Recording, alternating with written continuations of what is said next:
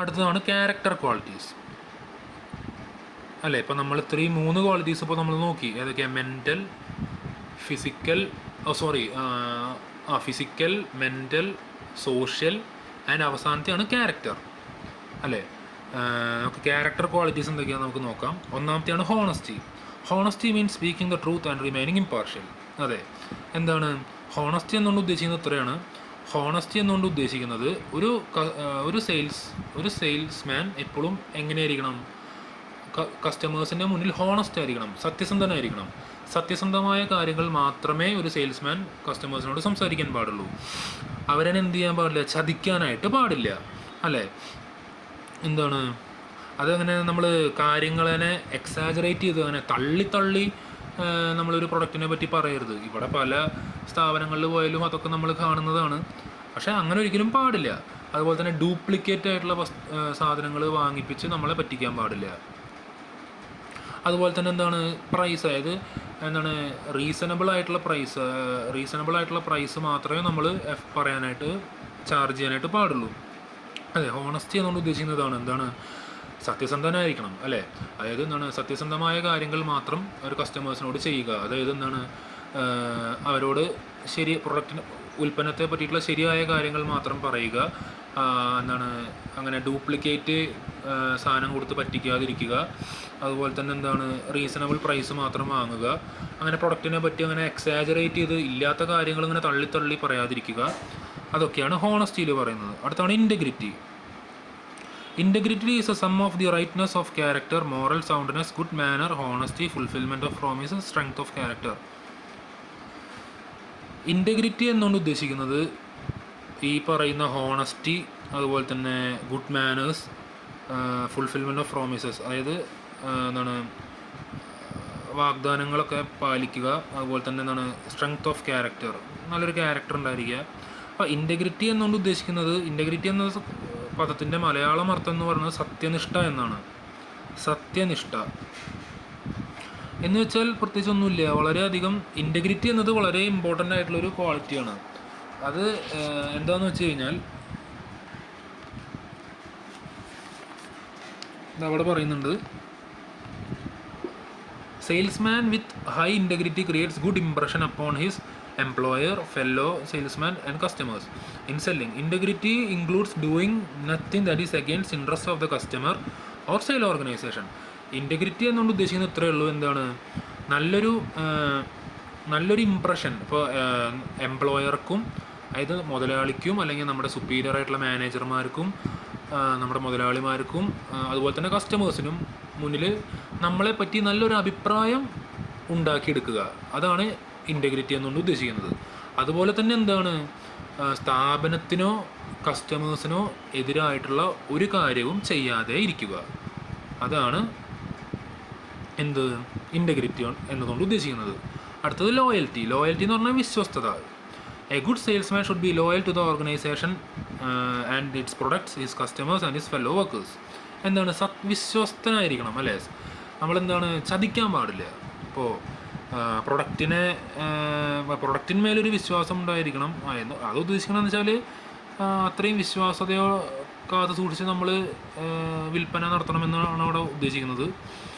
അതായത് ഇപ്പോൾ കസ്റ്റമേഴ്സിനോടും ഫെല്ലോ വർക്കേഴ്സിനോടൊക്കെ ലോയലായിരിക്കണം. അതുപോലെ ഓർഗനൈസേഷനോടും അല്ലേ.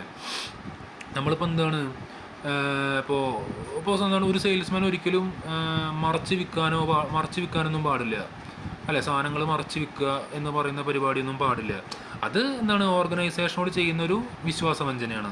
അതുപോലെ കസ്റ്റമേഴ്സിന് നിന്ന് കൂടുതൽ കാശ് വാങ്ങി പറ്റിക്കുക, അതും കസ്റ്റമേഴ്സിനോടുള്ളൊരു വിശ്വാസവഞ്ചനയാണ്. സോ വിശ്വാസവഞ്ചന കാണിക്കാതെ വിശ്വസ്തത കാത്തു സൂക്ഷിച്ചുകൊണ്ട് ജോലി ചെയ്യുക, അതാണ് ലോയൽറ്റി. അടുത്തതാണ് സിൻസിയറിറ്റി. സിൻസിയറിറ്റി എന്നുകൊണ്ട് ഉദ്ദേശിക്കുന്നത് എന്താണ്? സിൻസിയറിറ്റി എന്ന് പറഞ്ഞാൽ ആത്മാർത്ഥത. A sincere salesman tries to present his ideas product in a genuine and dependable manner. എന്താണ് വളരെ സത്യസന്ധമായ രീതിയിൽ, അതുപോലെ തന്നെ എന്താണ് വിശ്വസനീയമായ രീതിയിൽ വേണം എന്ത് ചെയ്യാൻ സെയിൽസ് നടത്താനായിട്ട്. He is very sincere and convincing in performing his job to customers, superiors and to juniors. എന്താണ് കസ്റ്റമേഴ്സിനോടും അതുപോലെ തന്നെ അവരുടെ മേലുദ്യോഗസ്ഥരോടും അതുപോലെ തന്നെ കീഴുദ്യോഗസ്ഥരോടും ഒക്കെ എങ്ങനെയായിരിക്കണം? വളരെയധികം സിൻസിയർ ആയിരിക്കണം, ആത്മാർത്ഥതയോട് കൂടിയിട്ട് വേണം അവരോടൊക്കെ നമ്മൾ പെരുമാറാൻ. അടുത്തതാണ് കറേജ്. അഞ്ചാമത്തെയാണ് courage. Courage means the guts to face challenging situations. എന്താണ്, അപ്പോൾ പല നമുക്ക് നമ്മളെ അത്രയും ചലഞ്ച് ചെയ്യുന്ന അല്ലെങ്കിൽ നമുക്ക് വെല്ലുവിളി ഉണർത്തുന്ന പല സാഹചര്യങ്ങൾ നമ്മൾ നേരിടേണ്ടി വരും. അപ്പം അത്തരം സാഹചര്യങ്ങളൊക്കെ നമ്മളെങ്ങനെ കരുത്തോടെ തന്നെ നേരിടുക. അതെ, ഇപ്പോൾ ഇവിടെ പറയുന്ന പോലെ the challenging situation may be A new venture, A difficult venture or unpleasant situation. എന്താണ്, പുതിയൊരു വെഞ്ചർ അല്ലെങ്കിൽ പുതിയൊരു വർക്കായിരിക്കാം, അത് വളരെ ബുദ്ധിമുട്ടുള്ളൊരു വർക്കായിരിക്കാം. അതിപ്പോൾ നമുക്ക് അത്രയും ഒരു സന്തോഷം തരാത്ത ഒരു സാഹചര്യമായിരിക്കാം. അവിടെയൊക്കെ നമ്മൾ എന്ത് ചെയ്യണം, നമ്മൾ ഒരു കറേജോടെ അത്രയും ആത്മധൈര്യത്തോടു കൂടി നമ്മൾ എന്ത് ചെയ്യണം, അത്തരം സിറ്റുവേഷനുകളൊക്കെ അത്തരം സാഹചര്യങ്ങളെയൊക്കെ നമ്മൾ നേരിടണം. അതെ, അത്തരം സാഹചര്യങ്ങളൊക്കെ ഒരു സെയിൽസ്മാൻ അത്രയും കറേജ് കൊടുക്കണേ, അത് അത്രയും ആത്മവീര്യത്തോടെ അല്ലെങ്കിൽ ആത്മധൈര്യത്തോടു കൂടി നേരിടണം. അതാണ് courage. Determination, industrious, persistence and enthusiasm. Enthusiasm നമ്മൾ നേരത്തെ നോക്കി. ഡിറ്റർമിനേഷൻ എന്നുള്ള ഉദ്ദേശിക്കുന്നതാണ്, determination means will or firmness to stick to the assigned task. Patience and perseverance are the essential elements of determination. എന്താണ് ഡിറ്റർമിനേഷൻ എന്ന് പറഞ്ഞാൽ? എന്താണ്, ദൃഢത. അതെ, നമ്മൾക്ക് അസൈൻ ചെയ്തിട്ടുള്ള ജോലി എന്താണോ, അപ്പോൾ ഒരു സെയിൽസ് റെപ്രസെൻറ്റേറ്റീവിനെ സംബന്ധിച്ചിടത്തോളം അവർ അസൈൻ ചെയ്തിട്ടുള്ള ജോലി എന്താണ്? സെയിൽസ് ആണ്. അതായത് അതിപ്പോൾ അതിലും പല ടാർഗറ്റ് ഉണ്ടായിരിക്കും. അപ്പോൾ 20% സെയിൽസ് വർദ്ധിപ്പിക്കണം, അല്ലെങ്കിൽ 15% സെയിൽസ് വർദ്ധിപ്പിക്കണം, അങ്ങനെ വല്ല ടാർഗറ്റ് ഉണ്ടായിരിക്കാം. അതാണ് അസൈൻഡ് ടാസ്ക്. നീ ഒരു 15% സെയിൽസ് വർദ്ധിപ്പിക്കണം എന്ന് പറയുന്നത് എന്താണ്? ഒരു ടാസ്ക്കാണ്. അപ്പോൾ ആ ടാസ്ക് ഒക്കെ എന്താണ്, ദൃഢതയോടുകൂടി, അതായത് എന്താണ്, അത് കൈവിടാതെ എന്നെക്കൊണ്ട് ഇത് പറ്റില്ല, ഒഴിവാക്കാം, അങ്ങനെ ചിന്തിക്കാതെ എന്താണ്, ദൃഢതയോടുകൂടി ആ ടാസ്കിനെ ഏറ്റെടുത്ത് വിജയിപ്പിക്കാനായിട്ട് ശ്രമിക്കുക. അതാണ് determination. Patience and perseverance are essential elements of determination. Patience എന്ന് പറഞ്ഞാൽ ക്ഷമ, പെർസിവറൻസ് എന്ന് പറഞ്ഞാൽ ദൃഢനിശ്ചയം. അതെന്താണ് ഉദ്ദേശിക്കുന്നത്? ഒന്നുമില്ല. അപ്പോൾ ഡിറ്റർമിനേഷൻ എന്താണെന്ന് ഞാൻ പറഞ്ഞു അല്ലേ. എന്താണ്, നമുക്ക് അസൈൻ ചെയ്തിട്ടുള്ള ടാസ്ക് എന്താണോ, നമുക്ക് ചുമതലപ്പെടുത്തിയിട്ടുള്ള ഉത്തരവാദിത്വം എന്താണോ അല്ലെങ്കിൽ ലക്ഷ്യം എന്താണോ അതിനെ നിറവേറ്റുക, അതിനെ ദൃഢമായി അതിനു വേണ്ടി പരിശ്രമിച്ചുകൊണ്ട് നിറവേറ്റുക. അപ്പോൾ അതിന് വേണ്ടതെന്താണ്? പേഷ്യൻസ്, ക്ഷമ നമുക്ക് വേണം. അതെ, നമുക്ക് വിചാരിച്ച ഉടനെ തന്നെ ചിലപ്പോൾ പറ്റിക്കോളണമെന്നില്ല. അപ്പോൾ നമ്മൾ അത്രയും ക്ഷമ കൈവരിച്ച് ദൃഢനിശ്ചയത്തോടുകൂടി, പെർസിവറൻസ് എന്ന് പറഞ്ഞാൽ ദൃഢനിശ്ചയത്തോടു കൂടി അതിനെ നമ്മൾ ആ ടാസ്കിനെ നമ്മൾ അച്ചീവ് ചെയ്യാൻ അല്ലെങ്കിൽ ആ ലക്ഷ്യത്തെ നമ്മൾ നേടിയെടുക്കുവാനായിട്ട് പരിശ്രമിക്കണം. അതാണ് ഡിറ്റർമിനേഷൻ. അടുത്ത industrious. Industrious means ability to work hard. It indicates persistent work to achieve decide goal. എന്താണ്, കഷ്ടപ്പെടുക അല്ലേ. ഇൻഡസ്ട്രിയസ് എന്ന് പറഞ്ഞു കഴിഞ്ഞാൽ എന്താ, പരിശ്രമിക്കുക. കഷ്ടപ്പെടുക എന്നല്ല, പരിശ്രമിക്കുക എന്ന് പറയണം. അതെന്താണ്, അതായത് തുടർച്ചയായ പരിശ്രമം. നമ്മൾ ഒരു ലക്ഷ്യം, ഇപ്പോൾ ഒരു സെയിൽ ഇപ്പോൾ 15% സെയിൽ വർദ്ധിപ്പിക്കുക എന്ന് പറയുന്നത് അത്ര എളുപ്പമുള്ള കാര്യമൊന്നും ആവില്ല അയാളെ സംബന്ധിച്ചിടത്തോളം. പക്ഷെ അയാൾ എന്ത് ചെയ്യണം പാടില്ല, കൈവിടാൻ പാടില്ല അല്ലേ. അയാൾ എന്ത് ചെയ്യണം, പരിശ്രമിച്ചുകൊണ്ടേയിരിക്കണം. അയാളുടെ ലക്ഷ്യം എന്താണോ, അയാളുടെ ഒബ്ജക്റ്റീവ് എന്താണോ, ഇപ്പോൾ കമ്പനി അയാൾക്ക് അസൈൻ ചെയ്ത് കൊടുത്തിട്ടുള്ള ലക്ഷ്യം എന്താണോ അല്ലെങ്കിൽ ടാർഗറ്റ് എന്താണോ, അതിനു വേണ്ടി അയാൾ തുടർച്ചയായി പരിശ്രമിച്ചുകൊണ്ട് ആ ലക്ഷ്യങ്ങൾ നേടിയെടുക്കുവാനായിട്ട് ശ്രമിക്കണം. അതാണ് ഇൻഡസ്ട്രിയസ്. അടുത്തതാണ് persistence. Persistence means to try and try again until one achieves his goal. And enthusiasm means the zeal. A good salesman must have all the above qualities. അതായത് എന്താണ്, പെർസിസ്റ്റൻസ് എന്ന് പറഞ്ഞാൽ തുടർച്ചയായ പരിശ്രമം. അപ്പോൾ നേരത്തെ പറഞ്ഞ പോലെ തന്നെ എന്താണ്, ഒരു ലക്ഷ്യം വന്നു, ആ ലക്ഷ്യം നമുക്ക് ഒരു തവണ ഒറ്റ ദിവസം കൊണ്ട് ചിലപ്പോൾ നേടിയെടുക്കാൻ പറ്റില്ല. അപ്പോൾ എന്താണ്, അത്രയും പരിശ്രമിച്ചുകൊണ്ട് ചിലപ്പോൾ ഒരു ടാർഗറ്റ് ഡേറ്റ് ഒക്കെ ഉണ്ടാവും, ഒരു ഇത്ര ഡേറ്റിൻ്റെ ഉള്ളിൽ ഇത്ര സെയിൽ വർദ്ധിപ്പിക്കണം എന്നൊക്കെ ഉണ്ടാവും. അപ്പോൾ എന്ത് ചെയ്യുക, അത്രയും നമ്മൾ പരിശ്രമിച്ചുകൊണ്ട് അത്രയും നമ്മൾ ഹാർഡ് വർക്ക് ചെയ്തുകൊണ്ട് എന്ത് ചെയ്യുക, ആ പറഞ്ഞ ഡേറ്റിൻ്റെ ഉള്ളിൽ ആ ലക്ഷ്യം നേടിയെടുക്കുവാനായിട്ട് ശ്രമിക്കുക. അതാണ് പെർസിസ്റ്റൻസ് കൊണ്ട് ഉദ്ദേശിക്കുന്നത്. അടുത്തതാണ് maturity. Maturity means a social adaptability. A matured salesman is not perplexed by adverse situation. He accepts bad and good situation gracefully. His decisions are not whimsical but quite balanced, whereby he can easily avoid unpleasant situations. അതെന്താണ്, maturity എന്നുകൊണ്ട് ഉദ്ദേശിക്കുന്നത് എന്താണ്, social അഡോപ്റ്റബിലിറ്റി. Social അഡോപ്റ്റബിലിറ്റി എന്ന് പറഞ്ഞു കഴിഞ്ഞാൽ സാമൂഹിക സാമൂഹിക സാഹചര്യങ്ങളോട് ഒരു അനുയോജ്യത കാണിക്കുക. അതായത് എന്താണ്, സാമൂഹികമായിട്ടുള്ള പല കാര്യങ്ങളോടും എന്താണ്, പല ഘടകങ്ങളോടും എന്ത് ചെയ്യുക, ഒരു അതിനെ നല്ല രീതിയിൽ അഭിമുഖീകരിക്കുക. ഒരു എന്താണ്, ഒരു മെച്ചുവേർഡായിട്ടുള്ള ഒരു സെയിൽസ്മാൻ, ഒരു അത്രയും ഒരു കഴിവുള്ള അല്ലെങ്കിൽ അത്രയും പ്രാപ്തിയുള്ള ഒരു സെയിൽസ്മാൻ എന്താവില്ല, ഒരു ആശയക്കുഴപ്പത്തിലെ ഒരു അസാധാരണമായൊരു സാഹചര്യം വരുമ്പോൾ, അതായത് അത്രയും ഒരു പ്രാപ്തിയുള്ള ഒരു സെയിൽസ്മാൻ അസാധാരണമായ ഒരു സാഹചര്യം വരുമ്പോൾ എന്താവില്ല, അവർ ആശയക്കുഴപ്പത്തിലാവില്ല. അവരെന്ത് ചെയ്യും, നല്ല സിറ്റുവേഷനെ മോശം സിറ്റുവേഷനെയും അവർ സന്തോഷത്തോടെ സ്വീകരിക്കും. അവരുടെ ഡിസിഷൻ, അവരെടുക്കുന്ന തീരുമാനങ്ങൾ എന്താവില്ല, സ്ട്രെയിഞ്ച് ആവില്ല. അതായത് വെറുതെ ഒരു തീരുമാനം എടുക്കില്ല. അവരെന്താണ്, അതെ, അവർ അത്രയധികം എന്താണ്, ആ സിറ്റുവേഷനെ അനുയോജിക്കുന്ന ഒരു തീരുമാനമേ അവരെടുക്കുള്ളൂ. അങ്ങനെ എന്താണ്, അതുവഴി അവർക്ക് എന്താണ്, മോശം സാഹചര്യങ്ങളെ ഒഴിവാക്കാനും പറ്റുന്നു. അതായത് ഇത്രയേ ഉള്ളൂ. മെച്യൂരിറ്റി എന്നുകൊണ്ട് ഉദ്ദേശിക്കുന്നത് എന്താണ്, ഒരു ഇപ്പോൾ സാമൂഹിക സാഹചര്യങ്ങളെ നേരിടുവാനുള്ള ഒരു കഴിവ്, അതാണ് ഇവിടെ ഉദ്ദേശിക്കുന്നത്. എന്താണ്, അത്രയും ഒരു പ്രാപ്തിയുള്ള ഒരു സെയിൽസ്മാനെ എന്താണ്, മോശം അല്ലെങ്കിൽ അത്രയും പ്രശ്നമുള്ള ഒരു സാഹചര്യം വരുമ്പോൾ അവർ എന്താണ്, ആശയക്കുഴപ്പത്തിലാവില്ല. അവരെന്ത് ചെയ്യും, അവർ നല്ല സിറ്റുവേഷനെയും മോശം സിറ്റുവേഷനെയും സന്തോഷത്തോടെ സ്വീകരിക്കും, അനായാസമായി സ്വീകരിക്കും.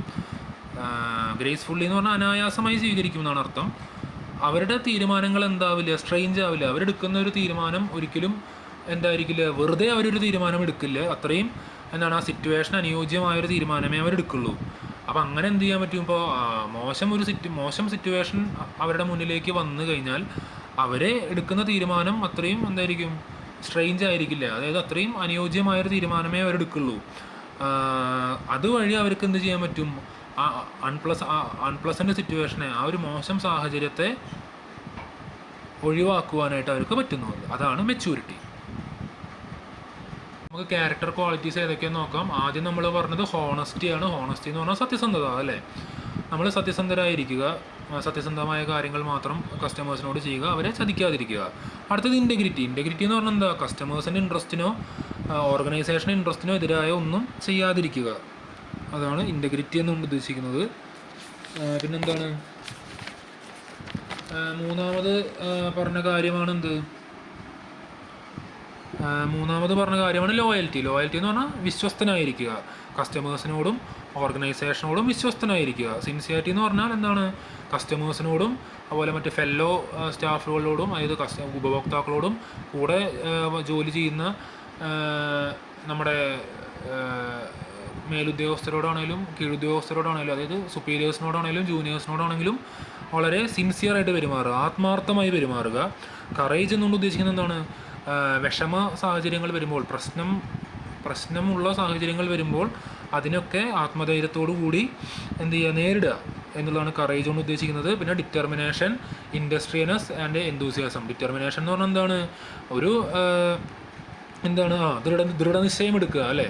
ഒരു ലക്ഷ്യം, ഒരു സെയിൽസ് ഗോൾ, അതായത് അവരുടെ ടാർഗറ്റ് എന്താണോ അത് നേടിയെടുക്കുവാൻ വേണ്ടി ദൃഢതയോടെ പരിശ്രമിക്കുക. അതിനുള്ള എന്താണ്, അത് ഒഴിവാക്കാതെ, അങ്ങനെ ഒരു ടാർഗറ്റ് നമുക്ക് വരുമ്പോൾ അത് ഒഴിവാക്കാതെ ദൃഢതയോടുകൂടി അതിനെ അതിൻ്റെ മുകളിൽ ദൃഢതയോടുകൂടി നമ്മൾ നിൽക്കുക. അത് കൈവിടാതിരിക്കുക, ആ ടാർഗറ്റിനെ നമ്മൾ കൈവിടാതിരിക്കുക. അടുത്ത ഇൻഡസ്ട്രിയൽനെസ് എന്ന് പറഞ്ഞാൽ എന്താ, വളരെയധികം ഹാർഡ് വർക്ക് ചെയ്യുക. നമ്മുടെ ലക്ഷ്യം എന്താണോ, ഇപ്പോൾ ഇത്ര ദിവസത്തിനുള്ളിൽ, ഇപ്പോൾ 30 ദിവസത്തിനുള്ളിൽ 20% സെയിൽ ഇൻക്രീസ് ചെയ്യണം എന്ന് പറഞ്ഞൊരു ലക്ഷ്യം, ആ ലക്ഷ്യം വെക്കുമ്പോൾ എന്ത് ചെയ്യുക, അത്രയും അത് അച്ചീവ് ചെയ്യാൻ വേണ്ടി, അത് നേടിയെടുക്കുവാൻ വേണ്ടി കഠിനാധ്വാനം ചെയ്യുവാനുള്ളൊരു മനസ്സ് കാണിക്കുക. അതാണ് ഇൻഡസ്ട്രിയൽനെസ്. പെർസിസ്റ്റൻസ് എന്ന് പറഞ്ഞാൽ എന്താ, ട്രൈ അഗെയിൻ ആൻഡ് അഗെയിൻ. അതായത് എന്താണ്, നമ്മൾ വീണ്ടും ഒരു തവണ പരിശ്രമിച്ചു, നടന്നില്ല, രണ്ടാമത് പരിശ്രമിച്ചു, നടന്നില്ല, ചിലപ്പോൾ 30 ദിവസം കൊണ്ടും പറ്റിയെന്ന് വരില്ല. അപ്പോൾ അവരെന്ത് ചെയ്യുമോ, നിങ്ങൾ ഇനി അടുത്ത 30 ദിവസം കൊണ്ട് ഇപ്പോൾ 60% വർദ്ധിപ്പിക്കണം എന്ന് പറയും. അപ്പോൾ എന്ത് ചെയ്യുക, അപ്പോൾ അതിന് വേണ്ടി വീണ്ടും അപ്പോൾ അങ്ങനെ ഒരു സാഹചര്യം വരുമ്പോൾ എന്ത് ചെയ്യുക, നമ്മൾ തളരരുത്. അങ്ങനെ ഒരു സാഹചര്യം വരുമ്പോൾ വീണ്ടും പരിശ്രമിച്ചുകൊണ്ടേയിരിക്കുക. വിജയം കാണുന്നവരെ പരിശ്രമിച്ചുകൊണ്ടേയിരിക്കുവാനുള്ളൊരു മനോഭാവം. അതെ, വിജയം നേടുന്നത് വരെ പരിശ്രമിച്ചുകൊണ്ടേയിരിക്കുവാനുള്ളൊരു മനോഭാവം. അതാണെന്ത് പെർസിസ്റ്റൻസ് എന്നുകൊണ്ട് ഉദ്ദേശിക്കുന്നത്. പിന്നെ മെച്യൂരിറ്റി എന്ന് പറഞ്ഞാൽ എന്താ? സാമൂഹിക സാഹചര്യങ്ങളെ നേരിടുവാനുള്ള ഒരു കഴിവ്. അതായത് അത്രയും പ്രാപ്തിയുള്ള ഒരു സെയിൽസ്മാൻ എന്ത് ചെയ്യാനായിട്ട് പറ്റുമെന്നാണ് പറയണേ?